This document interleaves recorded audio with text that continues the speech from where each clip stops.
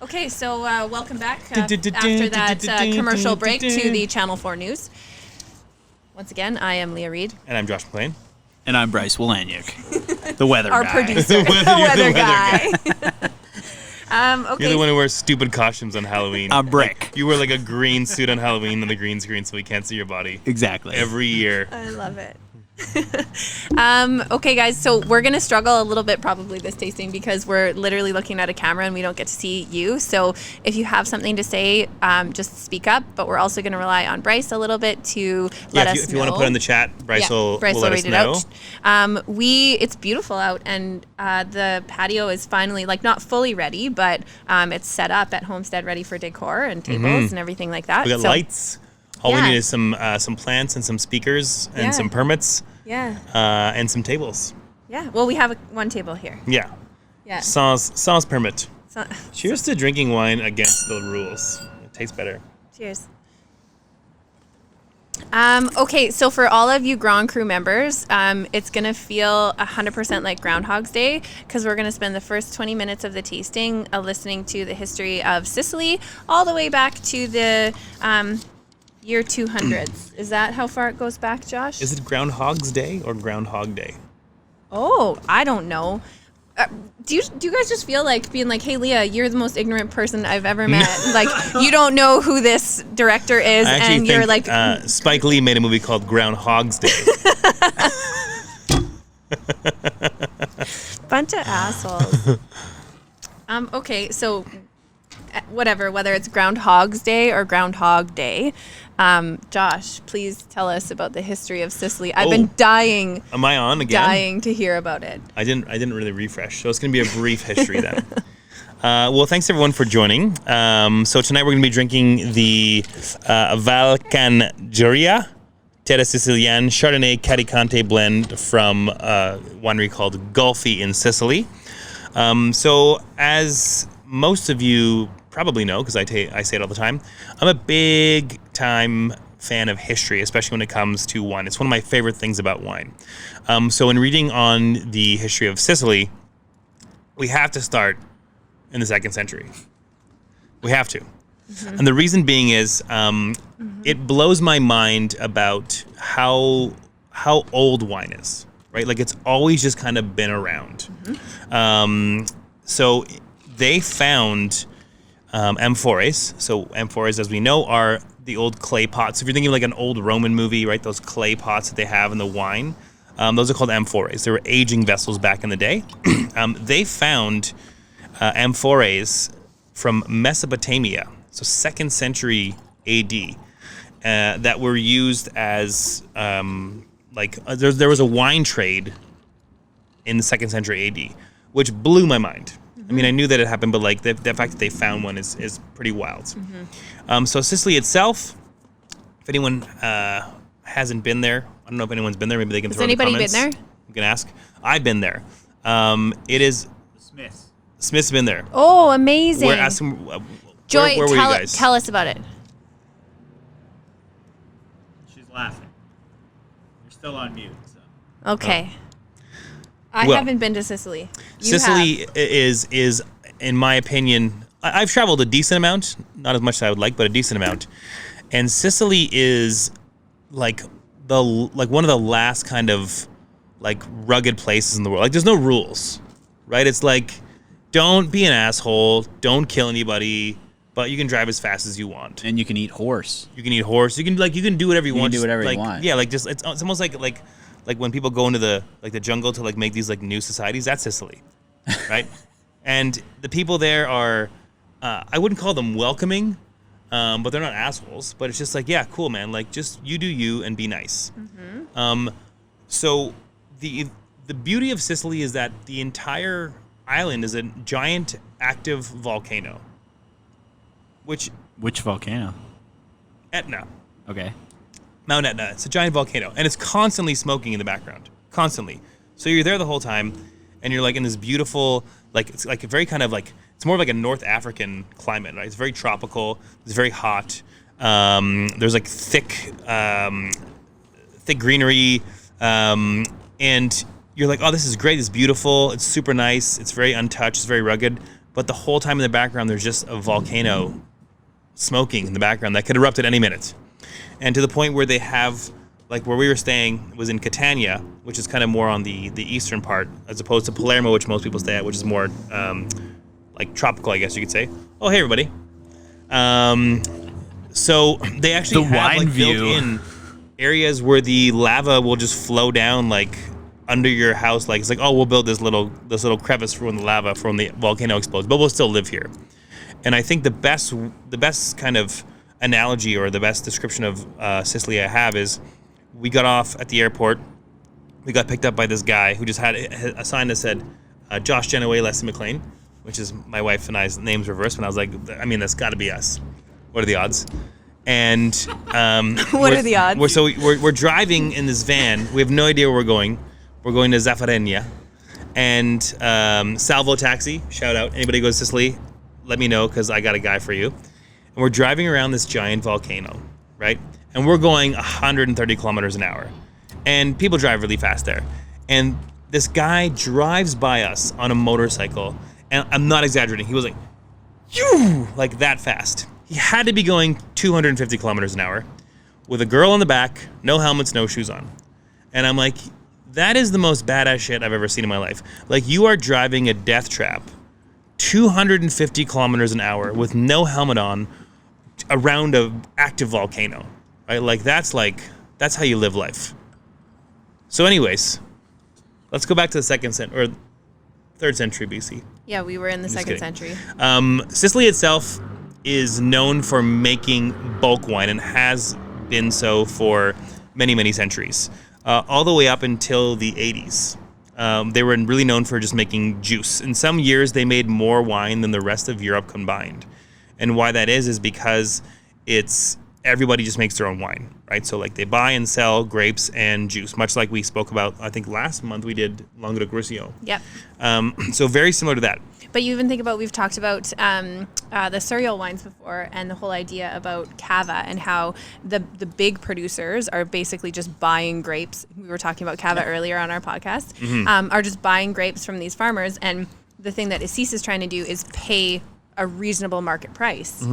So it's the same, like mass production is really just about economy. It has nothing to do with quality of the wine or thought of the grape or thought of the land or thought of the terroir. It's basically, I have this land, I'm growing grapes to make money. It's not, I'm growing grapes to make wine. Well, what's kind of cool about terroir, though, is if we go back to the 14th century, in Palermo was the second biggest city in all of Europe. 100,000 people lived in Palermo, right? Okay. And people were starting to demand a higher quality of wine. And there were just too many people for the like Sicily itself to produce wine. So they're actually importing wine from Calabria, but they were doing it around the water, right? So if you have Instead of going- Sicily, yeah. Catania's here, Palermo's here, and Yeah. Calabria's like, if anyone's ever been to Joy's been to Sicily, like the distance from Calabria, which is the southern tip of actual Italy, to Sicily, the fact that there's not a bridge is insane. I thought you said you could swim there. I could swim there. And that's not true. Leslie could swim from Calabria Leslie could, to Sicily. for sure. Yeah. I'm serious. Like, Yeah. if you're at Regina Beach and you're like looking across the way, it's like twice as far as that. Like, it's not far, but there's no bridge because the mafia controls the ferry. Also, the mafia is very prominent in Sicily, but we won't really get into that. Yeah. They might be listening in. But the fact that you have Catania here, Calabria right there, and Palermo's over here, but because it was cheaper to go over water than land, they were importing wine from Calabria and not Catania. So there was actually a bit of a tussle between people from Calabria and Palermo in the 14th century. Anywho, that was when people were kind of asking for a little bit more of a quality wine. Fast forward to 1980. We're in the 20th century. You actually have done, this is like rapid fire history. Pretty good. Good job. So Okay. in 1980, some very crafty people from Sicily were like, you know what, we can make really good wine here. But no one respects our wine because we've been making bulk wine for so long. right? Like historically, it's only been bulk wine, unless you remember the 14th century. Where I don't know why I'm blanking on it, but there's another region that's their history too. They made a ton of bulk wine, and then they started making quality wine, and it's hard to get people to transition to. Well, there's like Longue de Roussillon. No. Is it French? You're not sure. I'm not sure. I feel like it's another region in Germany, or sorry, in Italy or Germany, which is why I said Marche. Maybe. It's Marche. Is it? It's Marche. Okay. Yeah. Yeah, and I think that's really interesting about history in terms of how it shifts, and especially in some of these old world regions that have the history to them and have the terroir. You see that transition from quantity to quality. And it's tough, like for myself as a consumer, but also like us as wine buyers. You know, you never want to be the first one to kind of jump on to this new region, especially us in Chile. Well, Maybe. but Chile's already established. Like if we're gonna say like Not the same way. so if we would have started importing Beaujolais 25 years ago, people would have been like, you guys are out of your fucking minds. I was just gonna say that Yeah. Beaujolais for sure fits Out of your into that minds. category. Now that shit is like $45 a bottle. There's Yeah. Cru Beaujolais, all this kind of stuff. Sicily is Sicily is in that category. Yeah. And the way they went about it is very crafty. Yeah. So in the 80s, right? So Sicily is very hot, tropical island. They wanted to like just make a splash. So they did what anybody who's smart does, and they copied the most popular people in the 80s, which was Aussie Shiraz, right? Everyone's drinking Australian wine in the 80s. Big, in your fucking face, Shiraz, hot, high alcohol, boom, boom, boom. So they start pulling up indigenous grape varieties and planting Shiraz. Because they or Syrah. can, right? Because it's hot there. And so they can get that long growing season, that like full ripeness. Absolutely. High sugar, high alcohol. Just, yeah.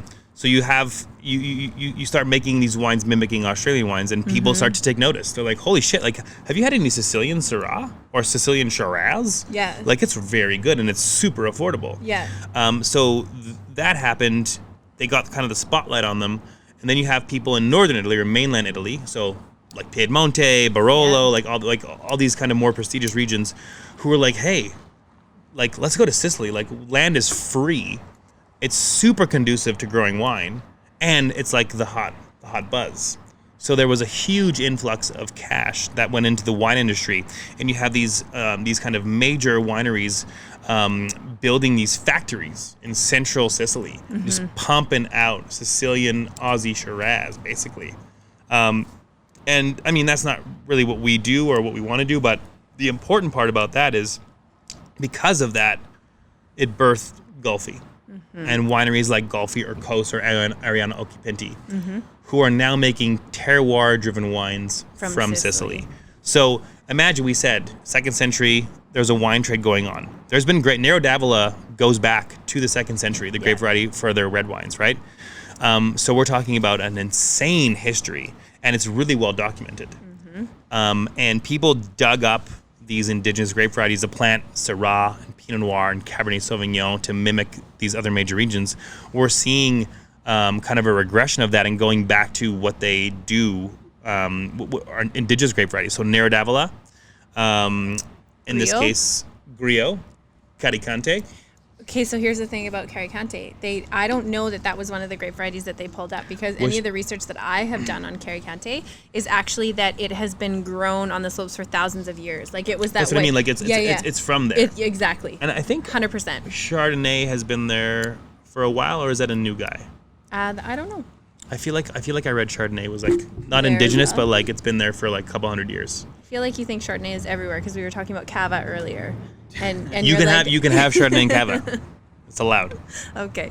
But Carricante is definitely an indigenous grape variety to Sicily. Yeah. So what we're drinking here from the winery called Gulfi is Chardonnay and Carricante. Do we talk a bit about Gulfi, or do you want to jump in? No, here? talk about Gulfi. Okay. Yeah, for sure. So Gulfi, the winery, is from a region a village called Chiaramonte Gulfi. So it's like the winery named after the village. And when we spoke about the 1980s, where people started making like more serious wine, let's say, there was an oenologue, which is a geologist specifically for wine. I can't remember his name. Is Salvio something. Maybe we can find it. but he's like the premier oenologue for all of Sicily. And he was the one who was like, guys, let's go back to terroir-driven wine. Let's make like, what does Sicilian wine taste like? We have this rich history.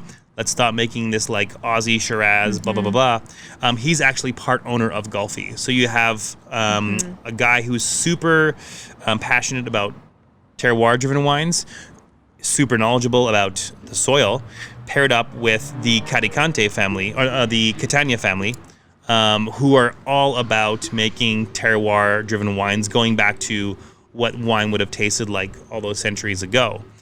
So they actually have a bunch of different vineyards. We have about 20 different vineyards, we said, for the reds. And it's Nero d'Avola for the most part, 95% Nero d'Avola.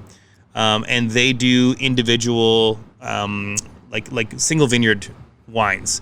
And they basically name the wine after the vineyard, and they age and harvest and basically make the wine around that particular vineyard. So it's all Nero d'Avola, but they're all super, super different. I think, and one of the things that we talk about frequently, but I just want to continue to highlight, is there are different professions when it comes to working in the wine field, and oenologues tend to go unnoticed or undiscussed when you think about, so, we are huge advocates for terroir-driven wine. So if you look at the region, what's the weather like? What's the climate like? What's the slope like? What's the soil like? All of those specialties. And that's really, really important to understand what kind of grapes you should grow there, because those are terroir-driven wines. So when you talk about producers that are actually working with that, and so if we think about in the Okanagan, and I'm going to go back to the Okanagan because it's familiar, it's close. And we're going there. And we're going to go there.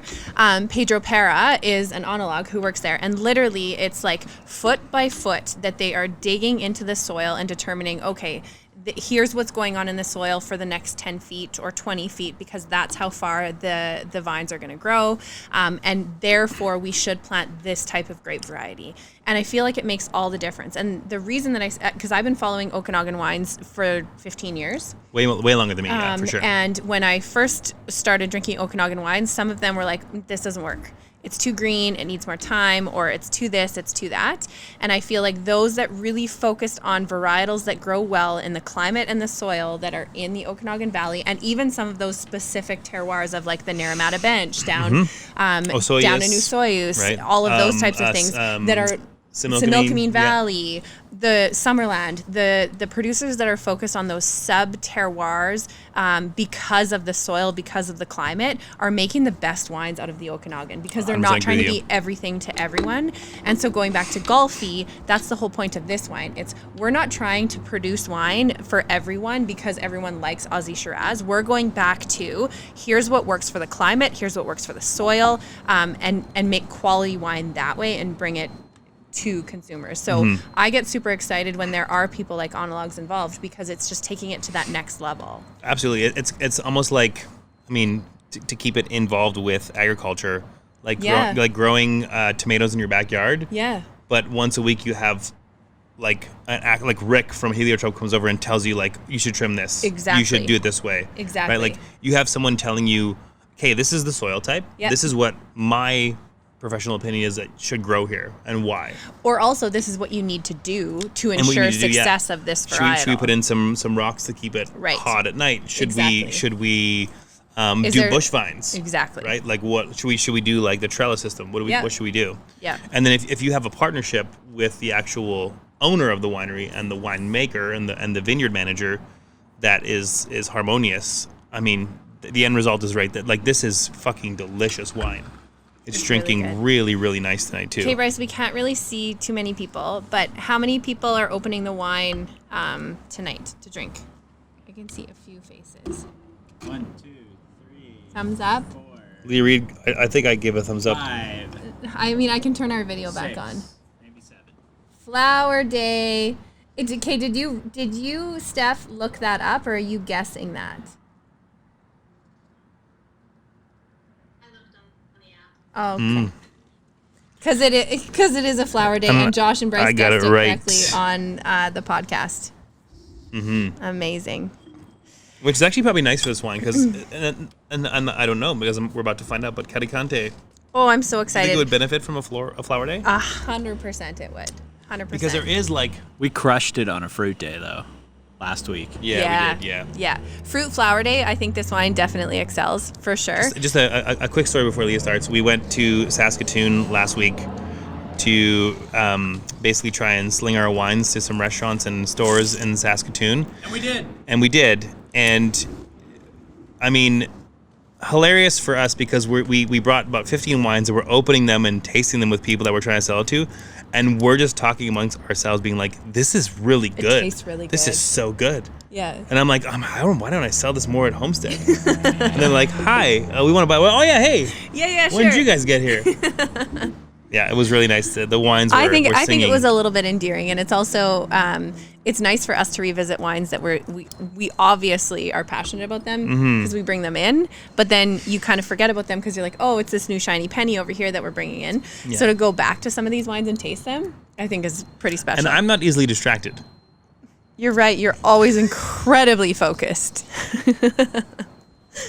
Oh, look what's over there. There was a noise. Was there a bird? Yeah. Okay, so Chardonnay is a grape variety that we know a lot about. We taste it quite frequently. It's probably one of the most planted grape varieties on the globe.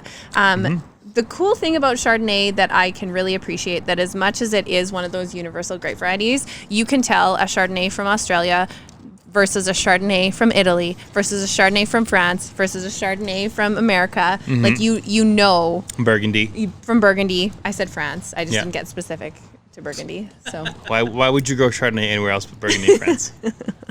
It's wasting your time.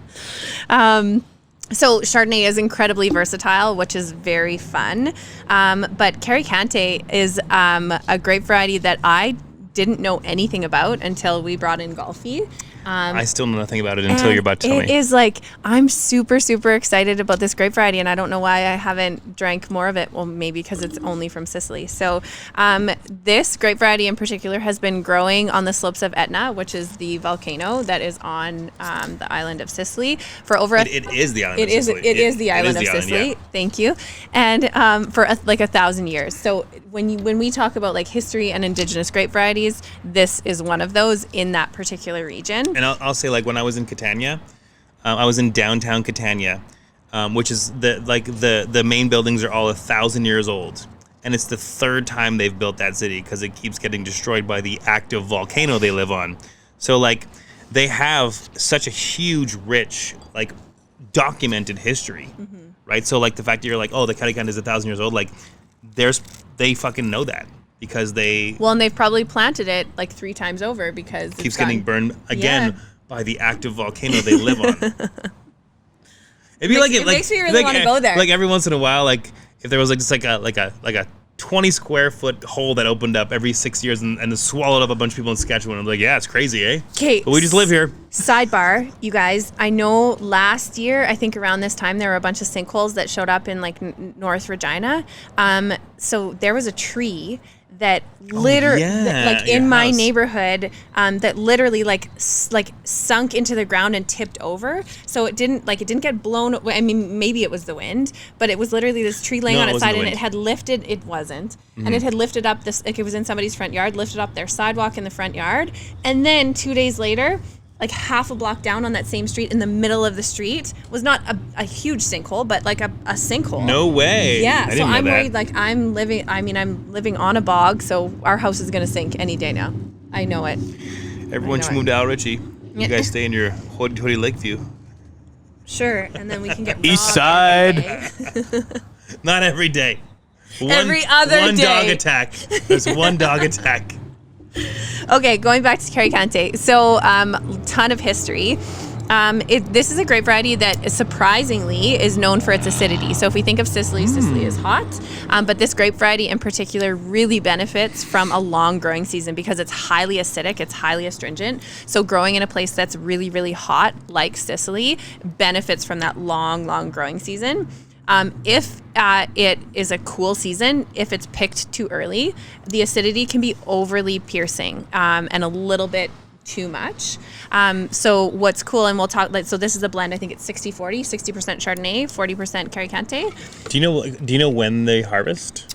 So like late September, if they can push it to early October, I would say, they yeah, want to push it to early October. I was there in September and it was hot. Yeah. Really hot. And so that's what they talk about, like some of the best seasons are harvested in October, if they can make it that long, just depending on what's going on. So they definitely need that long growing season.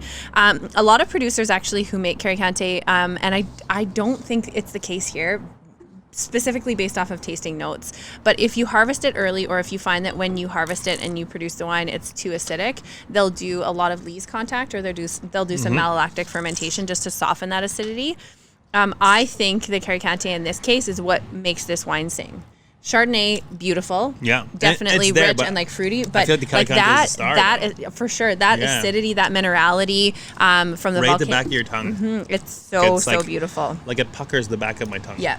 It mimics, do you know what it mimics? Sauvignon Blanc from France. So it's not it's not Sauvignon Blanc in terms of New Zealand that's like overly green and overly tropical fruit. This is like clean, crisp citrus, lots of minerality to it. And paired with Chardonnay, I think it really offers that balance. It makes a lot of sense. Yeah. To pair it with Chardonnay. For sure. It reminds me more of like a Sancerre, or like a not a Puy, more like a Sancerre. I think you're thinking Puy Fissé. I always get them mixed up. I know you do. This is all 100% natural fermentation, so natural yeast and stainless steel. So there's no oak used here either, which I think just like lends to the brightness. I love serving this wine to people who are like, oh, I don't like Chardonnay. Okay, cool. I'm just going to pour this for you to taste. Yeah. I'm like, oh, I love it. This is Carricante. And you're like, oh, it's Chardonnay. And they're like, no, it's not. I'm like, yep. I mean, it's Chardonnay, but it's also a blend. But it has those beautiful Chardonnay notes to it and still has that nice acidity, which is pretty exciting. It's a really fun, really intelligent blend as well. Because if you pull out all the notes that you just described for the Carricante, I feel like the wine would be cloying, which is pretty wild because typically, if you think about the climate in Sicily and the food you're going to eat, right? It's an island, it's a lot of seafood, it's a lot of light fare. You're going to want acidity. But that's what makes this wine so perfect. So, okay, you're right. Think about that. But think about like Planeta Chardonnay. Is super like mallow, super oaky. Because it's Chardonnay. So put Chardonnay, super hot. Put Chardonnay in a hot climate. Yeah. And make Chardonnay overripe, and what are you going to get? La Planeta. Yeah. Put Chardonnay in a hot climate and blend it with Carricante, and this is what you get. Like, this is so perfect. And this grape variety was meant for that. Your body needs water. What? How do you know? Is my reminder? You said a reminder to drink water. Tom, my water app just popped up. Apparently, I'm supposed to drink water right now. It said your body needs water. You're right, though. That Planeta Chardonnay, which is delicious. So Planeta is one of the kind of premier biodynamic wineries from Sicily. Their Chardonnay is more of like a... They almost style it more towards an American Chardonnay. Yeah, like more California. Yeah, for sure. But what's really cool, though, and you can't mask it. Because it's a volcano, there's always going to be a hint of minerality. You can't get rid of that because of that. A little bit of flintiness. Of course, because that's what it grows in. You can't not grow it in volcanic soil because, again, they live on a volcano that's active. I wrote down here, volcanic soils, high altitude equals volcano. Volcano. Yeah. The best. If no one's been there, I would highly recommend it. I want to go. We went for dinner. I was there for like a wedding, and went for a bachelor party, and I didn't know anybody who was at this party. Made friends relatively easily, and Leslie's cousins, who were like their uncle was like the coolest guy. He's like, yeah, and like her cousins were just like, does anyone here speak English? Like, the fucking worst. Right? And we're at this restaurant in the back alley, and there's a soccer game being projected on this wall, and we have 5-liter pitchers of Nero d'Avola, right? And we just sit down, and like no one comes to see us for 20 minutes. But I'm like, it's 40 degrees, we're on a volcano, drinking sick house wine, watching a soccer game that I have no idea who's playing, and they're just like asking for English menus. So finally they flag someone down. And I was sitting across from him. I was so embarrassed. And they're like, excuse me, does anybody here speak English, or do you have an English menu? And the guy in perfect English goes, no, I'm sorry, no one does. And then walks away. I was like, I love this place. I love this place. Like, that's the best. So did you speak in Italian to them then? No, I can only read Italian. Gibberish. So you took the bottle. Oh no, you had pictures. You didn't even have a bottle of wine And that you could drink I can from. express to you. Do you remember, you guys didn't have like in Regina, but there was a place called Peel Pub in Montreal. You could buy a 4-liter pitcher of water, like a beer. We went to the Peel Pub in Halifax. So like you have to like dip your glass into the pitcher because you can't pour it so Yeah. big. We were drinking that of Nero d'Avola. Yeah. It was awesome. It was super sweet too. Yeah. Like it was like really, really like a lot of residual sugar. But it was $10 for 5 liters. $10 for 5 liters? Bryce is pointing at the wine. Talk about it. It's good.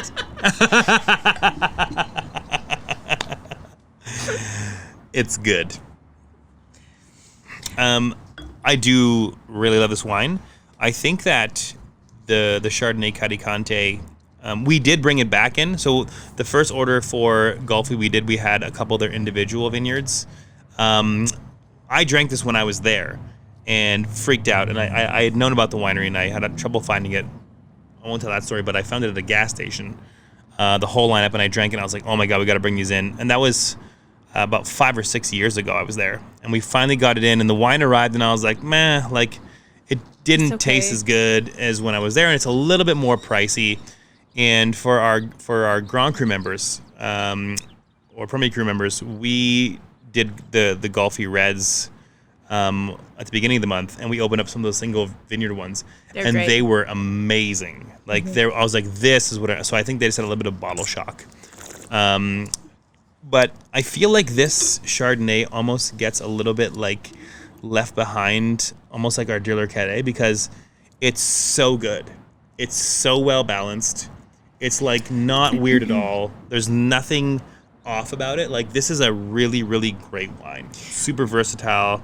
That's something we've been talking about a lot lately too with all of the wines that we've been bringing in. So we're obviously focused on natural wines, biodynamic, organic, really terroir-driven wines that are representing the region.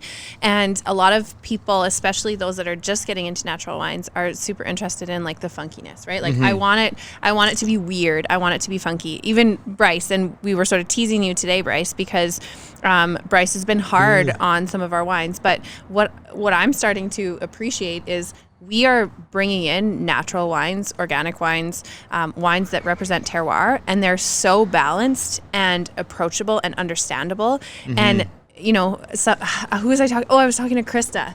Yeah. And Chris is like, so Leah, have you changed your mindset on natural wines? And I said, no, my mindset hasn't changed on natural wines. It's just that I'm starting to be exposed to more natural wines that align to the philosophy of what I believe a natural wine should be, which is terroir driven. So when I drink this, I don't think, oh, this is a natural wine. I think this is a really great Sicilian white. And kudos to the winemakers, right? Because natural wine, let's say it's 25 years old for Yeah. like the 20 years old. Yeah. For the boom, let's call it. I think that they're probably going through the same kind of thing that we do, where it's like we made these wines and they're kind of fucked up. They're off balance, but like people are really buying them. But at the end of the day, they want to make something that represents their terroir and what their father did and their father's father did. So like, And if you they're think able to about hone in on it, people are going to keep searching for wines that are more and more messed up, and they're never going to go, like, they're always going to be looking for something different. There's never that loyalty to, okay, I believe in terroir driven wines, so I will always appreciate Gulfi versus I'm looking for that next really funky wine. But you're like, where's it from? Austria. Oh, doesn't it matter. doesn't taste like anything. Yeah. Oh, we buried this in the ocean. Cool. Yeah. But What region is that? doesn't matter. The Pacific? Atlantic. It's too cold. Yeah, I love this wine. So I know we're used to getting, I think it's 2 bottles. I think last month we did 1 bottle. No, This month we did 2 last month, didn't we? No, we did 1. We did the Justinura Rosé. Oh yeah. And then this month we've done 1. So we sort of splurged for these past couple of months. Next month we're going to go back to 2. Sure. and talk a little bit about a couple of wines, but we wanted to be able to share, especially for those members that are Grand Cru and are getting both the reds as part of the Premier Cru, the in-person tasting, and then the white. You actually get to experience sort of a good range of wines from a producer that we're super excited about having in. We just got in, we didn't taste their Rosso Giubleo, but for those of you that are interested, that's sort of their entry-level Nero d'Avola. It is available at Homestead. It's available off sale, and it is an awesome summer wine. Like, it's a awesome. It's a killer wine. Yeah. It's a killer wine. I think it's $24 out at Arts. 26 at Arts. Okay. I think we sell it for 30 here. Yeah. But it's great. 29.30. Super versatile wine. Super food friendly. And if you think about it, Sicily's hot, summertime, drink Gulfi. And I would say, It's like, hot here. Sicily's a dry heat. So is it, it's a dry heat here. Yes, I mean. Yeah. So similar climate. Oh, okay. Again, because of the active volcano they live on. Maybe when we start growing grapes here, we should grow Nero d'Avola. We'll talk. Okay. I want to open up the call The here. phone lines. Yeah, the phone lines. Just to kind of get an idea of what people think. And Lee and I are both looking over here because we can't hear anybody. We can also, if people are looking, we're on there twice. So we're on there as Leah Reed and... Oh, everyone can see my double chin. Yeah. Oh, and I don't know if anybody saw, but this is my Father's Day shirt. It's my son. It's the greatest shirt of all time. I said to Josh, are you going to wear that shirt like for weeks? Just never wash I'm it? not gonna wash it. Never take it off? Oh, yeah. The best. How do we feel about this wine? Do we have any comments, Bryce? Nothing. All right, Maybe- see you guys later. We shouldn't do it outside Why? because people don't like it. They don't like it? No, nobody's talking. Nope. Amber and Nick said they love it. They love it. So good, says Brooke. Really easy wine drinking. Amber and Nick. Yeah, and that's the thing is, like, about this wine, it almost, again, going back to, like, that comparison to Dealer Caddy, like, it's such an easy drinking wine. It's so good. You can almost be like, hey, this is really good, and, like, forget about it, but, like, because it's so well balanced, like, I feel like me and you were like, no, like, let's talk about it a bit more. Let's talk about it more. Like, longer. there's so much that goes into it and so much history Yeah. that we need to tell you about it. It's just the fact that it drinks so easy and it's so balanced that it's kind of like, I want to be like, you guys should, like, put a little VA in there. Yeah. And, like, you know, like, but no, the wine is... Why? To make it interesting? yeah, because like- when a wine is too balanced, it's not interesting enough? I know, like, that's what's happening. That's the hard part about it. What's the difference between hang on. What's the difference between like this Chardonnay and like a typical like California Chardonnay that you would normally get at the liquor store here? Are we talking, like, well, the Chardonnay that Like we what get are at the liquor store here- flavors you would So the pick Chardonnay on? we're getting at the liquor store here is more geared to, and, like, I mean, as we all know, we're about 10 years behind everything here. Probably 20 for wine. So we're drinking Chardonnay. Well, they're bringing in Chardonnay that people were drinking 20 years ago from America, right? So malolactic fermentation, super buttery, super popcorny. This is going to have a few of those notes, but it's definitely more on what people are drinking from Chardonnay in the rest of the world, like nowadays, which is like stainless steel. It's not done in oak. I'm assuming there's mallow in here, like malolactic fermentation, because there is a bit of that kind of note, but I don't know if that's... I actually just think that's like overripe Chardonnay. Really? I do. Very But- cool. But you could be right. You're probably right. So be honest. Nick says he typically finds this Chardonnay too buttery or too sour, and this was very pleasant surprise. For And Chardonnay. that is... I agree, Nick. Yeah, in my opinion, it would be on for two reasons. Number one, like Leah said, we're doing this in stainless steel. It's a would you say overripe Chardonnay, because they're picking it in October, so it will have those buttery popcorn characteristics. But if you're talking about a No, you get butter and popcorn from the oak aging or the malolactic fermentation. You don't get that from overripe Chardonnay. The reason I say it's overripe is the viscosity of it. Oh, is the very ripeness. interesting. And so like you don't, that to me is like, okay, so a Chardonnay is a grape variety that is super versatile. You can grow it anywhere. And so in a hot climate, it's going to be overripe, which means that the sugars are going to be over, so the alcohol is going to be higher and all of the flavors are going to be incredibly aromatic. So if you're getting any tropical fruits, any overripe apple, like those types of characters that I'm getting, those are the Chardonnay characters.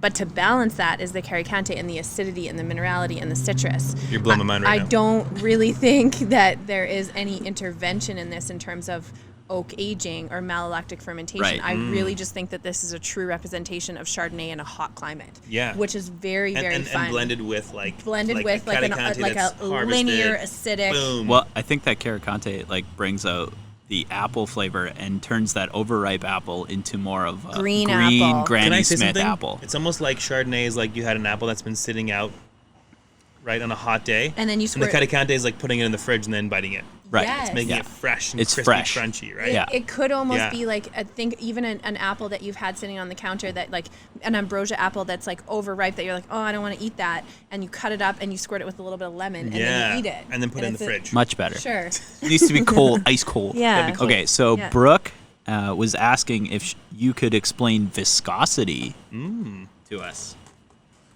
That's a can Leah. I explain viscosity? Can I perhaps jump inside your brain? Sure. Because I think that we have a similar idea of what viscosity Sure. is. So picture like olive oil, right?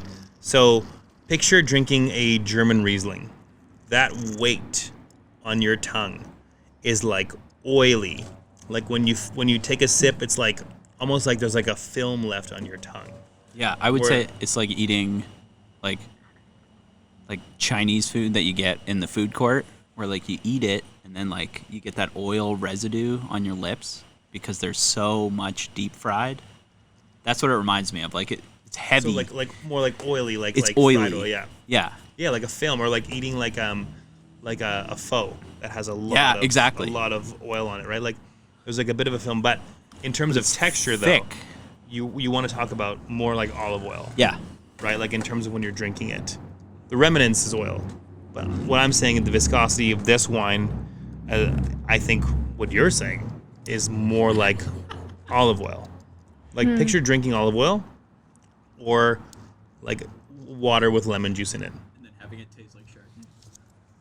Maybe. I think I'm wrong. No, maybe. Because what I think about, so how I would describe viscosity, and don't think about flavor whatsoever.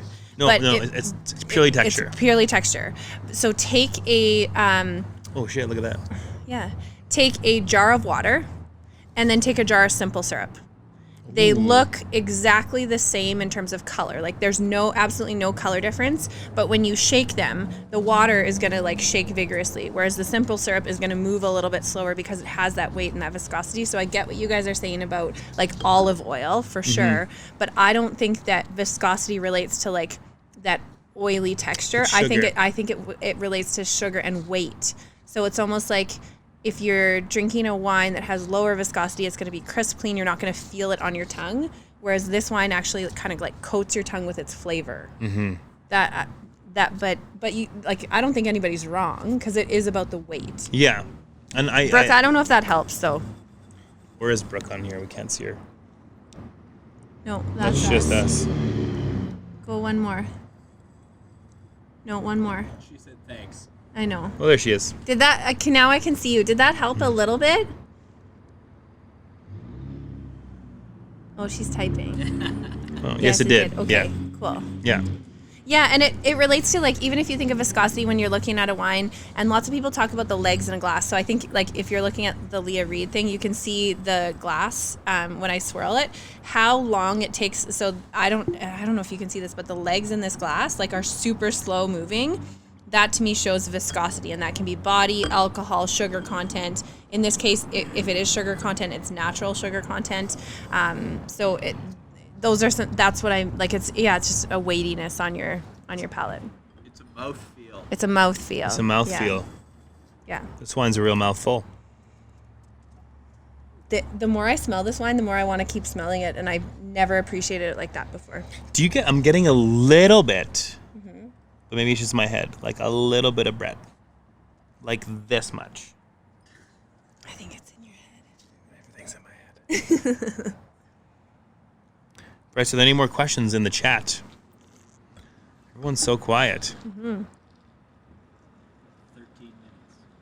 Oh, we don't have to push it.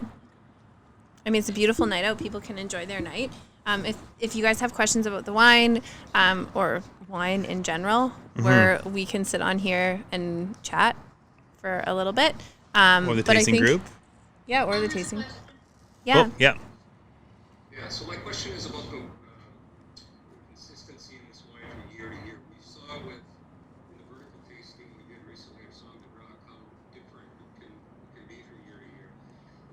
I'm wondering whether is it more consistent in this region so that there's less of that change from year to year. This is a 19 we're drinking. Mm-hmm. Have you had older vintages and how do they compare? We haven't had any. Great question. Yeah. Yeah. You go ahead. I love that question. I don't know the specific answer, but I think that there are two things that could happen, Tom. One is if they want to keep the blend the same, so if they want to continue 60-40 Chardonnay Carricante, that we would notice a difference vintage over vintage depending on the year and depending on when they picked. If they actually want to keep the style the same, with using these two varietals, they have great advantage to, doesn't matter what happens that year, because either they'll use more Chardonnay or they'll use more Carricante. Because the Chardonnay can ripen quicker, it'll have that sugar content. So if it's a super cool year and the Carricante doesn't do well or it doesn't ripen fully because it needs that long growing season, then they might use more Chardonnay. So I think it depends in a region like this, specifically on the winemaker and what they want to achieve. And I don't know the philosophy at Gulfi. Like, do they want to keep the blend the same? This is always a 60-40? Nope. Or do they want to make the best wine possible? They want to make the best wine possible with so terroir-driven wines. they'll adjust the blend based off of the year that they have. They want to make the best wine possible. And because they're like Sicily, in classic Sicilian fashion, doesn't have a ton of rules. They only have one. So in the 80s, Sicily went from like IGT to DOC, and they didn't have to change anything. Normally, it's like, okay, if you want to get up like to the next level, you have to like age it for this long. The Italian government was just like, we're gonna bump you up. So there isn't a bunch of rules, and I want to touch on that question a bit more. Number one. So hold on a second. Yes. We've talked about this before. IGT versus DOC. What's the difference? IGT is more, it's like very much more generalized. Yep. Where There are DOC some rules, but not a lot. It's like this wine's from Italy. Yep. Or maybe from like Tuscany. Yep. Where DOC is like Chianti. Right? So it's more strict, it's more specific. Okay.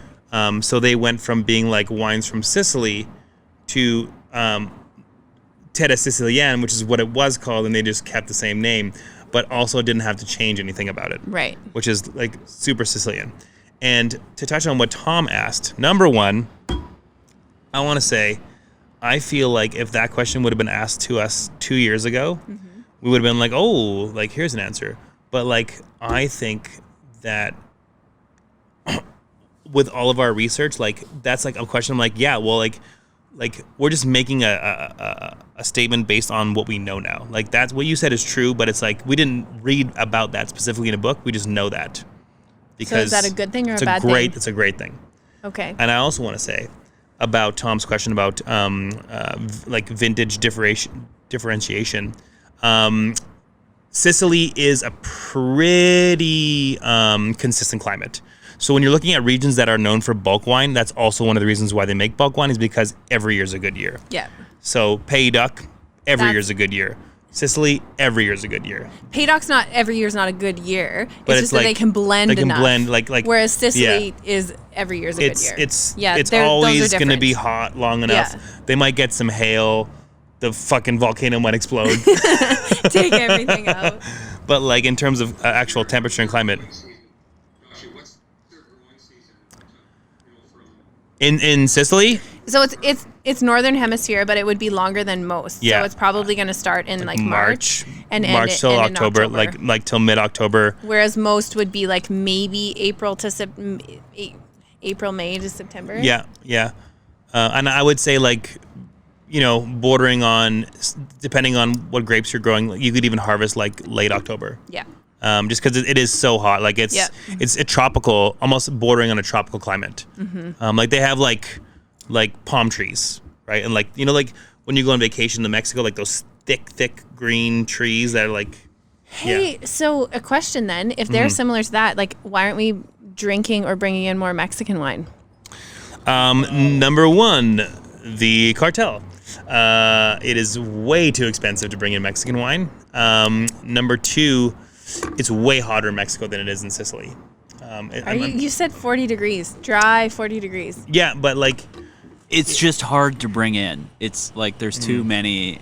And it's like, also, it's a very young winemaking region. I've had wine from southern Mexico. It is brutal. It's like the most austere, astringent, high alcohol thing you've had in your life. And it would land like at $40 here. The only wine we've even been able to get samples from technically come from the U.S. Yeah, it's like Baja, right? It's like right like the northern coast, and there is a kind of like a little microclimate there where they're making great wine. Okay. And some biodynamic wine, but yeah, when I was in Mexico, I had some wine from Chihuahua. That was delicious, like 80-year-old Cabernet Franc vines. Yeah. But I was speaking with these two girls that own this kind of natural wine shop that I went to in Puerto Vallarta, and it's just too expensive.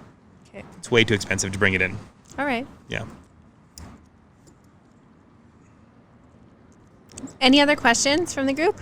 Bryce is doing As this a in the background. side note, tangentially related, I can't read. It just went up and down. Amber said, When do you think the patio will be open? This weekend. We're waiting for the permit to get approved, to then get a permit for the permit. So hopefully Friday. No reservations. Walk in only. any other questions? Yay.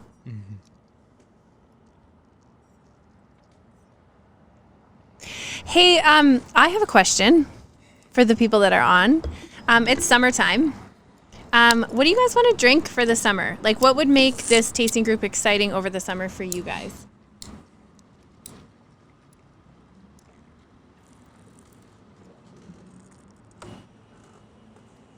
Wine. Anything in particular? We're sold out. Crisp. Doesn't have to be paired with food necessarily.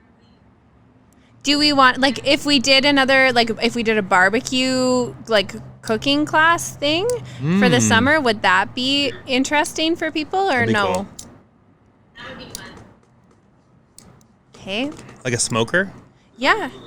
It's a 9-hour.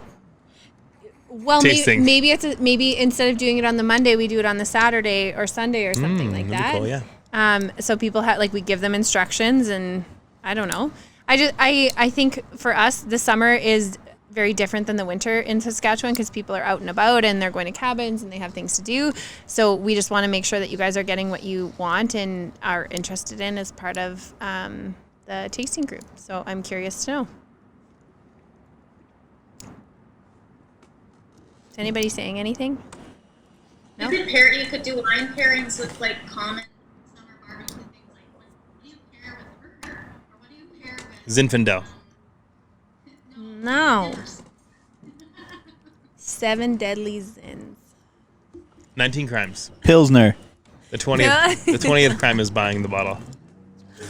Okay, well, if you guys have any ideas or there's anything that you want to taste, you want to know about, you want Summer barbecue or light dessert, yeah. light dessert, okay, then let us know because that makes us happy to make you guys happy. What's next? What do you mean? What's What are we next? doing next month? Well, according to our God. sheet, it said Silvio Massena Bianco, which is not happening because we are sold out. Sold out. So it's up in the air. Maybe some Louis Antoine Louet. Because we could. You think that's gonna be in? It's gonna be in tomorrow. Really? It'll be in tomorrow, yeah. And Domaine Reichardt as well, but that'll be for the Grand Cru and Premier Cru members because it's way more expensive. We could do orange wine for everybody with the Louis. Yeah, Okay, that's some barbecue we'll wine right have there. to figure it out because you're right. We are all out of the Silvio Masano And you have to Bianco. drink the Louis out of the bottle, or You do? Yeah, it doesn't work if not. Why not? If you put it in a glass, it just like shoots out. Oh, It's weird. darn. It's called the Chilean Shuffle. Oh my goodness. Okay. Any other questions?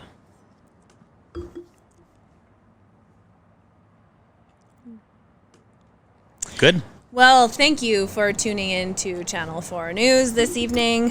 Hold on.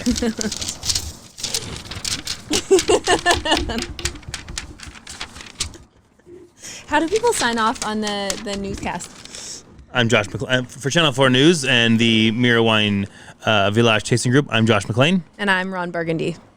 And I'm Bryce Go fuck Waniak. yourself, San Diego. We will see you guys in a month. Bye, guys. Thank you.